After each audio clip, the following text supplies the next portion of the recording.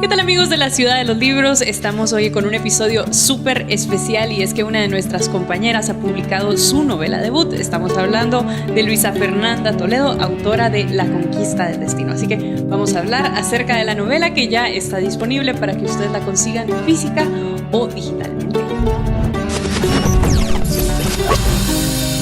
Ok, ¿por qué la decisión de autopublicar? Especialmente cuando es un proceso tan tabú para los escritores de ahora. En la música, el proceso ya ha sido de autopublicarse desde hace mucho tiempo. Una banda toca en bares y donde lo dejen tocar. Sube los videos a YouTube y espera que alguien lo descubra. Y un poco es esto lo que está pasando ahora con las editoriales o ahora con la autopublicación, que uno puede subir su libro a Amazon, que fue lo que hice yo, ponerlo en digital y ponerlo a demanda, que cualquiera compra un libro e imprimen un libro y se acabó. Una de las ventajas que tiene autopublicarse es depender completamente de uno con sus decisiones creativas y no estar sujeto a la decisión de un editor o a la decisión de qué se va a vender o qué no, sino que le da a uno esa flexibilidad. En sí, Luisa, ¿por qué escribir sobre una historia maya, pueblos indígenas del norte del Petén y en específico una princesa? Primero que nada, yo impresionadísima que se tratara de eso la novela. Me imaginé cualquier otra cosa cuando oí el título, excepto esa. Simplemente la historia me fascinó. Y ahora hay una serie de descubrimientos que no sé si se han difundido. Y el que a mí me llamó la atención fue que estaba Hao, que ni siquiera la conocí yo con un nombre en español, sino que la conocí yo en un nombre en inglés, porque el descubrimiento lo leí en inglés. Es Lady Six Sky, la señora de los 6 cielos. Ella es la que lleva a cabo ritos, la que lleva a cabo cosas de calendario, la que erige estelas. O sea, ella es la dirigente de la ciudad-estado. Y me llamó muchísimo la atención que en la cultura maya sí existiera esto. Me gustó la historia y la mía está basada un poco flojamente en esos datos históricos. O sea, se puede decir que no es novela histórica, sino que ficción histórica. Exacto. Precisamente la ventaja que da la ficción histórica es la posibilidad de explorar una época, pero con una perspectiva más moderna. Correcto. Que es lo que hizo Luisa. Exactamente. Y es como lo que hace, por ejemplo, Humberto Eco en El nombre de la rosa, donde él habla acerca de una sociedad medieval, pero el enfoque de él es completamente posmoderno. Las ideas que introduce con los personajes están basadas en textos de Borges y en textos un poquito más cerca de la cotidianidad. Hasta de Sherlock Holmes. Entonces eso es lo que se ve desde la primera página de la novela, que viene desde una narración moderna de una historia antigua. Correcto, es una novela, yo que leo mucho este género, lo puedo ver claramente. Hay novelas que están muy apegadas a la época, en el lenguaje, en las tradiciones, en los términos. En cambio acá no, aquí vemos términos que cualquier lector puede entender. Por ejemplo, de los generales, en el palacio, las niñeras, etcétera. Son términos más modernos que posiblemente en la cultura maya se definían diferente y Luisa nos lo acopla a un lector moderno que puede comprender. Es precisamente tan conmovedor porque lo único que le enseñaron fue la laminita del colegio y no le dan a uno esa perspectiva de toda la mitología que había atrás, de los personajes que estaban en esos palacios, que estaban en esas aldeas que rodeaban los palacios, y eso es lo que trae la novela, trae un poco más de la persona que no nos contaban en los libros de ciencias sociales. Me gustaron mucho los nombres que utilizaste, Luisa. ¿Cómo los escoges? Porque siento que, no sé, hay como mucha correlación, obviamente. Sí, fueron escogidos para que tuvieran toda relación acerca de el nombre de ella, porque el nombre de ella sí es histórico. El nombre de los papás de ella es histórico. De allí es buscar qué nombres se utilizaban antes. También son nombres que ellos mismos podían escoger en algún momento. Otra cosa que me gustó muchísimo aprender es, así como la civilización romana erigió un imperio con leyes y carreteras, lo mismo hicieron los mayas. Y eso es algo que uno no piensa, porque te imaginas la ciudad perdida en la selva y sin nada alrededor, y lo que tenían era una red de carreteras impecable. Tenían mejores carreteras que nosotros ahora. Ay, para empezar, nunca tenían problemas de tráfico. Además, no tenían ejércitos permanentes más que una guardia cercana y los demás eran mercenarios. Y cuando no estaban batallando, estaban asaltando gente en el camino. Las ciudades nunca eran arrasadas, salvo una en la historia más o menos. Siempre las dejaban intactas porque lo que hacían era conquistarlas.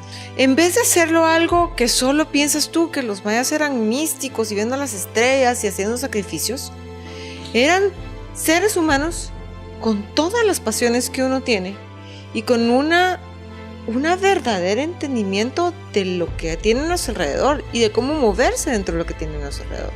Es la primera vez que encontré algo así. Definitivamente no era lo que me esperaba con el título ni de lo que imaginaba, pero me encantó. Y me gusta que sea eso, una perspectiva moderna de una protagonista femenina, para empezar, una protagonista femenina de la cultura maya, y que creo que es una historia que nos hacía falta a todos nosotros, no solo por la parte de conocer nuestra historia, sino de conocer el protagonismo femenino.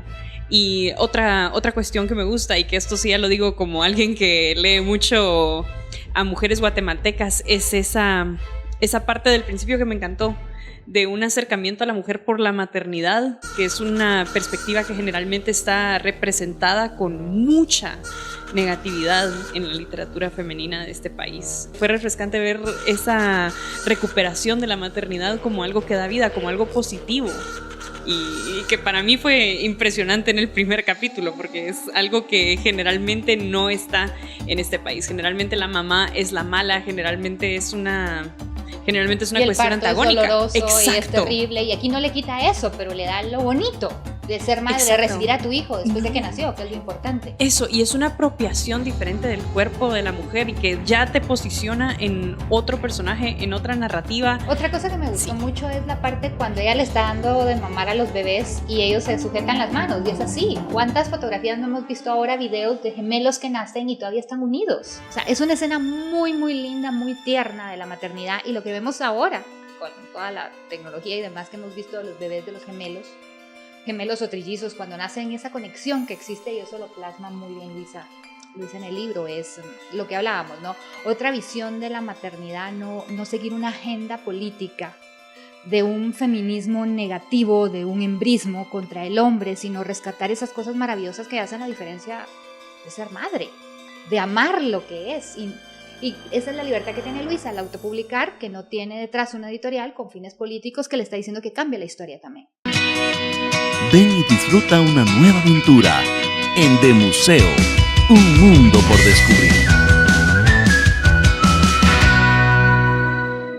A mí me gustan los libros que ven hacia adelante, que no están clavados con explorar el pasado y con encontrar un sufrimiento ahí, sino con ver qué es lo que nos transforma hacia el futuro, qué nos transforma de nuestra historia y cómo crecemos con eso. Y es un poco el tema desde el primer capítulo que vemos en la novela, que viene enfocado en una nueva vida. Y por eso no les estamos hablando tanto del argumento, porque sí nos interesa que la lean. Es una historia que merece la pena ser leída. Y bueno, la pregunta que le suelen hacer a los escritores es precisamente si tienen algún propósito cuando escriben un texto, si están escribiendo solo para ellos o si están buscando comunicar un mensaje, porque al final una novela o cualquier otro libro es un acto comunicativo. Y en tu caso, y esta es la pregunta en sí es esta: ¿quién es tu lector ideal? En este caso no tenía un lector ideal en mente, simplemente tenía una historia en mente. Yo nunca he leído una novela que diga esto y que cuente esta historia y que la cuente así. Yo quiero leer una novela que sea así. Voy a escribirla. No hay una igual, la quiero escribir yo. La historia probablemente se ha contado muchísimas veces, porque no hay cosas nuevas, solamente formas nuevas de verlas. Cada descubrimiento más que se ha dado en la zona nos da este tipo de historias, pero nuevamente este tipo de historias no se están contando. Se sigue con el mito de la conquista, que no salimos de ahí. O sea, es que esto es anterior. Exactamente. O sea, lo que pasa es que esa ccivilización tristemente ya había desaparecido para cuando los españoles llegaron. Le duela a quien le duela, lo siento. Las tribus eran nómadas, lo siento. No tenían absolutamente nada. No. Es la verdad. Sí. O sea, esto ya no está. Entonces es lindo regresar a ese pasado. En mis 20s leí una novela que se llamaba Azteca y relata cuando llegan los españoles a Tenochtitlán y toda esa cultura azteca. Un poco eso. es humanizar la historia que solo conocemos con fechas. Yo tengo 3 frases que quisiera leer, Bien. que me encantaron. La primera es del parto. Esta me encantó. Ningún recién nacido se parece a nadie. Y tampoco hay tiernitos bonitos. Todos son feos, arrugados, peludos y chillones. Y aún así nos atrapan el corazón para enseñarnos a amar sin razones. Lo de la maternidad. Es lindo.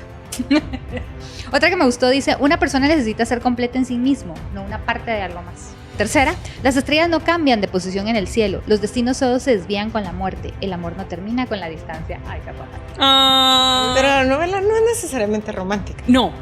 Hay que aclarar eso definitivamente. El tema precisamente es esta realización de una protagonista. Y tenemos tan pocas en la literatura guatemalteca. Qué bueno que las empecemos a escribir, qué bueno que las veamos en novela, precisamente. Exactamente, y sobre todo a la mujer maya. Así que felicitaciones, Lisa.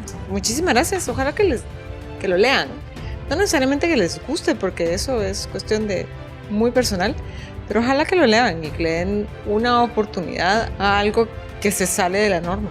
El libro es corto, se lee de corrido, es una lectura fácil, es entretenida. Que están invitados, amigos de la Ciudad de los Libros, para conocer la primera novela de Luisa Fernanda Toledo, La Conquista del Destino, que ya está disponible para descarga digital ahí en Amazon y que esperamos que les encante. Es una historia muy diferente a lo que tiene la literatura guatemalteca en este 2018. Muchísimas gracias por acompañarnos y por supuesto no se olviden de recomendarnos qué novela les gustaría que leyéramos y comentáramos en otro episodio de la Ciudad de los Libros, y por supuesto seguirnos en Twitter, en Facebook, en Instagram y en YouTube. Así que hasta la próxima, compañeros.